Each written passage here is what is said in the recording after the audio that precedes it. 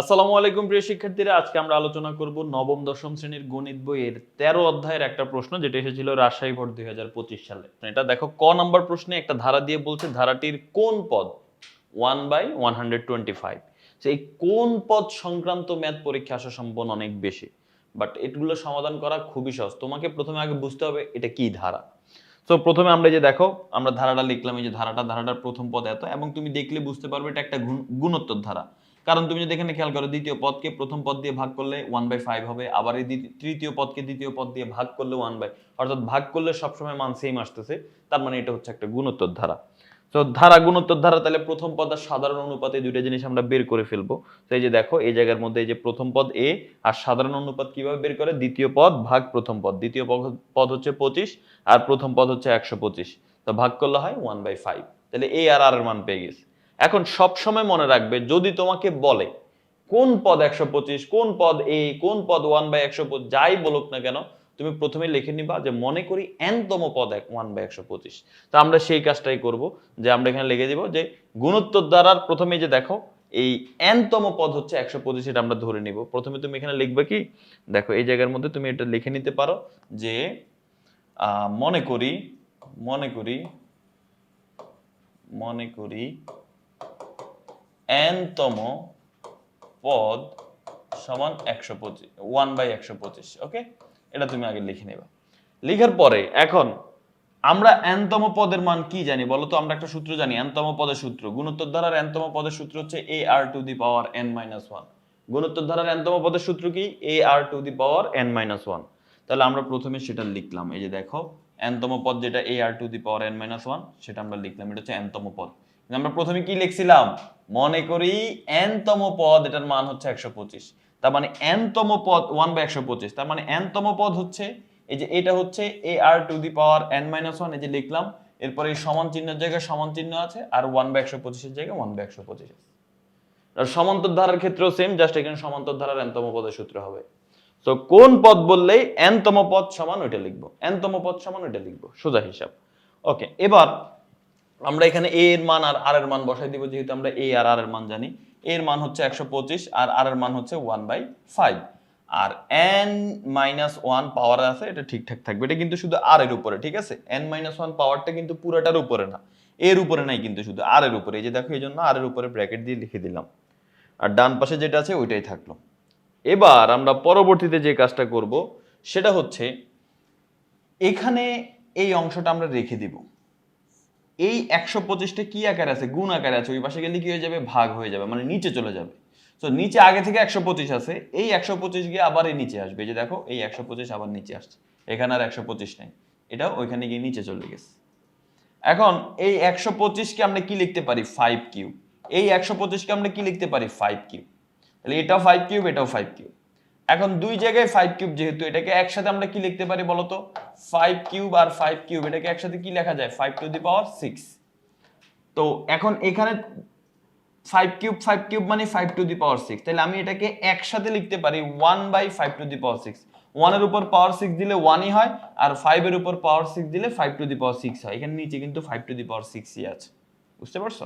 আচ্ছা, এবার আসো আমরা যদি একটু খেয়াল করি, আমাদের এই যে দেখো, বাম পক্ষে আর ডান পক্ষের ভিত্তি সেম হয়ে গেছে। এখানেও 1/5, এখানেও 1/5। যদি উভয় পক্ষে ভিত্তি সেম থাকে, আমরা ভিত্তি কেটে দিতে পারি, পাওয়ার সমান পাওয়ার, অর্থাৎ n-1 সমান 6 লিখবো আমরা। এই যে n-1 সমান 6, -1 ওই পাশে গেলে +1 হয়ে যাবে, n এর মান হচ্ছে 7। তো n এর মান 7 মানে আমরা কি ধরছিলাম মনে আছে? n তম পদ সমান 1/125, এটা আমরা ধরছিলাম।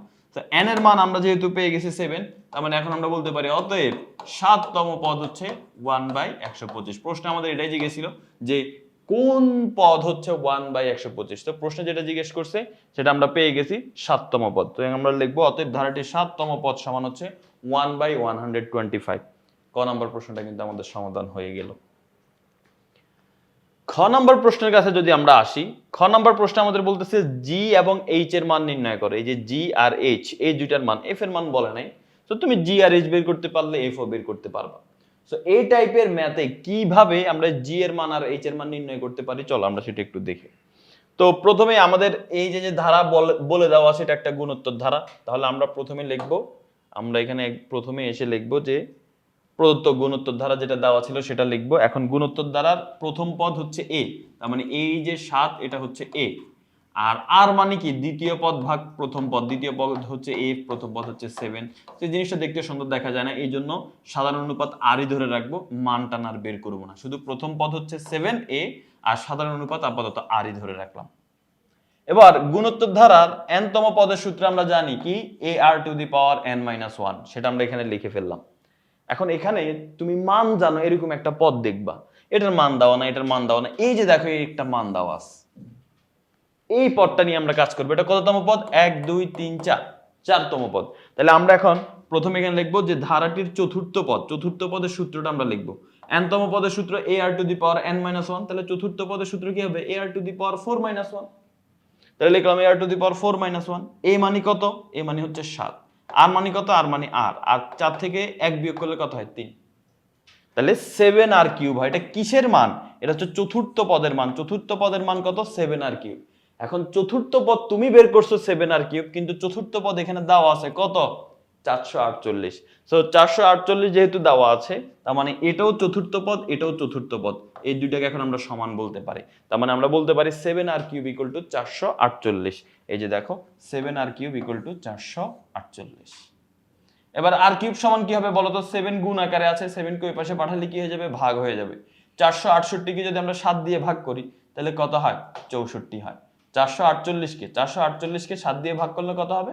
64 হবে। তাহলে r³ সমান আমরা 64 পেয়ে গেছি। এখন 64 কে তুমি কি লিখতে পারো? এই যে কিউব ওই পাশে গেলে 3 হয়ে যায়, অথবা তুমি এভাবেও লিখতে পারো, r³ এর জায়গায় r³ আর 64 কে তুমি 4³ লিখতে পারো। তাহলে এখন উভয় পক্ষ থেকে কিউব কিউব কাটা যাবে, তাহলে r এর মান কত হলো? r এর মান হলো 4। আর এর মান কত পেয়ে গেলাম আমরা? আর এর মান 4 পেয়ে গেলাম। ওকে ফাইন, তাহলে আর কিন্তু আমরা পেয়ে গেলাম। তাহলে প্রথমে আমরা a এর মান 7 পাইছি, এর পরবর্তীতে আমরা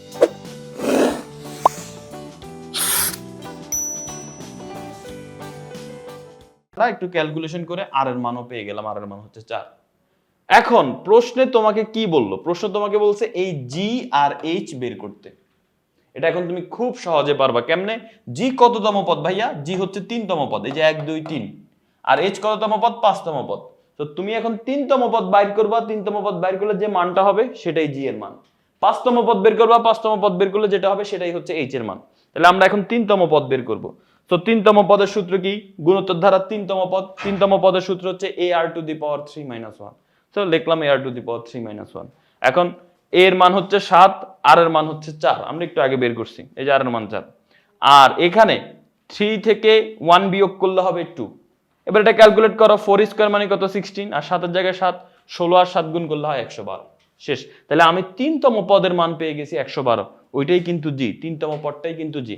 এই যে দেখো আমাদের প্রশ্নের দিকে যদি আমরা খেয়াল করি, যে আমাদের প্রশ্নের মধ্যে ধারাটার মধ্যে যে জিটা কিন্তু 3তম পদ, তো জি এর মান আমরা পেয়ে গেছি। এবার আমরা এইচ এর মান বের করব, অর্থাৎ 5তম পদটা বের করব। সো এখন আমরা লিখব অতএব পঞ্চম পদ। পঞ্চম পদের সূত্র কি হবে? ar⁻5-1। তো এবার a এর মান 7, আর এর মান 4, 5 - 1 এর জায়গায় 5 - 1। তো 5 - 1 মানে কত ভাইয়া? 4। তো এখন 4 এর উপর পাওয়ার 4 দিলে হয় 256, আর আগে আছে একটা 7, 256 সাথে 7 গুণ করলে হয় 1792। এটাই কিন্তু এইচ এর মান। তার মানে এইচ এর মান কিন্তু আমরা পেয়ে গেছি 1792। তাহলে জি আর এইচ পেয়ে গেছি, তার মানে আমাদের যে জি আর এইচ এর মান বের করতে বললো সেটা নির্ণয় করা হয়ে গেল। তো এরই মাধ্যমে আমরা আমাদের কিন্তু খ নাম্বার প্রশ্নটাও সমাধান করে ফেললাম। গ নাম্বার প্রশ্নের কাছে আসি এখন একটু। গ নাম্বার প্রশ্ন, এরকম প্রশ্ন মাঝে মাঝে আসে, একটু খেয়াল করো কি বলা হচ্ছে। প্রদত্ত ধারাটির, প্রদত্ত ধারা মানে এই ধারাটার প্রথম পদকে প্রথম পদ, মানে এর 7কে অন্য, মানে সোজা হিসাবে এখন আমরা নতুন আরেকটা ধারা তৈরি করতেছি। আমি বলতেছি এই ধারার প্রথম পদ যেটা, এটাকে তুমি প্রথম পদ হিসাবেই রাখবা, এবং এই ধারার যে সাধারণ অনুপাত, এই যে খতে আমরা সাধারণ অনুপাত বের করছি না 4, সেই সাধারণ অনুপাতকে সাধারণ অন্তর ধরে একটি সমান্তর দ্বারা গঠন করো। এতটুকু আমরা আগে করি, তারপরে অন্য হিসাবে যাব। তার মানে প্রশ্নে বলা হচ্ছে এই ধারার যে প্রথম পদ a = 7, তুমি এখন একটা সমান্তর ধারা গঠন করবে, বলে দিছে সমান্তর ধারা গঠন করো, একটা সমান্তর ধারা। তো সমান্তর ধারা গঠন করতে হলে কি লাগে? দুইটা জিনিস লাগে, প্রথম পদ আর সাধারণ অন্তর। তো এখন প্রথম পদ a কি হবে? a হবে এই ধারার প্রথম পদ যেটা সেটা। কেন? এই যে দেখো বলে দিছে প্রথম পদকে প্রথম পদ, মানে প্রথম পদকে প্রথম পদ ধরতে হবে। তার মানে a 7 হবে এখন নতুন যে সমান্তর ধারা হবে তার প্রথম পদ। এরপর আমি বলছি সমান্তর ধারা তৈরি করতে গেলে সাধারণ অন্তর ডি লাগে। তো ডি কি হবে এটাও বলে দিয়েছে, সাধারণ অনুপাতকে সাধারণ অন্তর ধরে। আমরা খ নাম্বার প্রশ্নে কিন্তু বের করছি সাধারণ অনুপাত 4। তো তাহলে সাধারণ অনুপাত যেহেতু 4 বের করছি, এখন নতুন সমান্তর ধারার সাধারণ অন্তর 4 হবে, বলে দিছে। অন্তর ধরবো কাকে? অন্তর ধরবো সাধারণ অনুপাতকে। তার মানে এটা হচ্ছে 4। তাহলে এ আর ডি তুমি পেয়ে গেছো, এখন তুমি নতুন ধারা তৈরি করবা। তাহলে এতটুকু কাজ আমাদের হয়ে যাবে। এরপরে কি বলছে সেটা আমরা পরে দেখতেছি। তো এখন দেখো এই কাজটাই এখানে করা হয়েছে, তোমরা যদি একটু খেয়াল করো। এই যে দেখো খ হতে প্রাপ্ত প্রথম পদ এ সাধারণ অনুপাত আর। তাহলে এখন আমাদের নতুন করে সাধারণ অন্তর ডি এর মান কত হবে? ডি এর মান হবে 4। এখন সমান্তর ধারা তৈরি করব। তো সমান্তর ধারার কিভাবে করে? প্রথমে প্রথম পদ লেখে, প্রথম পদ তো দেওয়াই আছে 7, তাহলে তুমি এখানে 7 লিখবা, যোগ এবার দ্বিতীয় পদ লিখবো। দ্বিতীয় পদ কিভাবে করে বলতো? ওই যে সাধারণ অন্তরটা তত বেশি হয়, সাধারণ অন্তর কত? 4। তার মানে পরের প্রত্যেকটা পদ 4 4 4 4 করে বাড়বে। তাহলে সাথে সাথে 4 যোগ করলে কত হবে? 11। এর পরের পদ কি হবে? 11 সাথে 4 যোগ করবো কত হবে? 15। তারপরে হবে 19, তারপরে হবে 23, এভাবে চলতেই থাকবে। এই দেখো এখানে 7 11 15 plus dot dot dot dot দিয়ে দিছে। তার মানে আমরা সমান্তর ধারাটা কিন্তু তৈরি করে ফেললাম। আমাদের সমান্তর ধারা তৈরি করতে বলছে, সমান্তর ধারা তৈরি হয়ে গেছে। কিন্তু প্রশ্ন তো শেষ হয় নাই। কেন? কারণ এখানে আমাদেরকে এত সহজে তারা ছাড়তেছে না। তারা আমাদেরকে বলতেছে যে তার n সংখ্যক পদের সমষ্টি যদি 987 হয়, n এর মান নির্ণয় করো। তার মানে এই যে সমান্তর ধারা তৈরি করলা, এই সমান্তর ধারার n সংখ্যক পদের সমষ্টি দেওয়া আছে, সেখান থেকে n এর মান নির্ণয় করো। তো খুব সহজ, n সংখ্যক পদের সমষ্টির সূত্রটা জানতে হবে শুধু। সমান্তর ধারার n সংখ্যক পদের সমষ্টির সূত্র হচ্ছে n/2 * 2a + n-1 * d।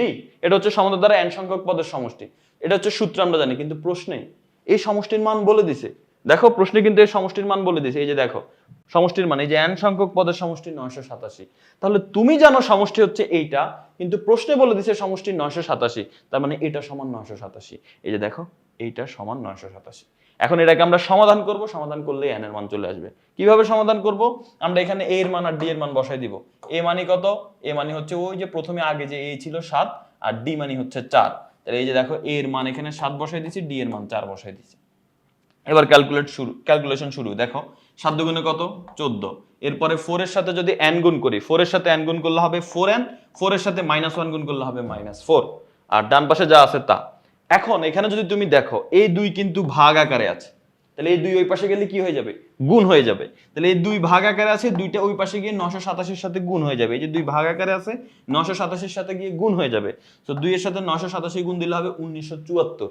তাহলে এখানে নিচে আর 2 থাকতেছে না, একটু ভালো করে খেয়াল করো। এখানে তুমি একটু কনফিউজ হয়ে যেতে পারো। এই যে এই পরের লাইনে এসে 2 বাদ, 2 কই চলে গেছে? 987 এর সাথে গুণ হয়ে 1974 হয়ে গেছে। তাহলে এখানে বাকি রইল শুধু n।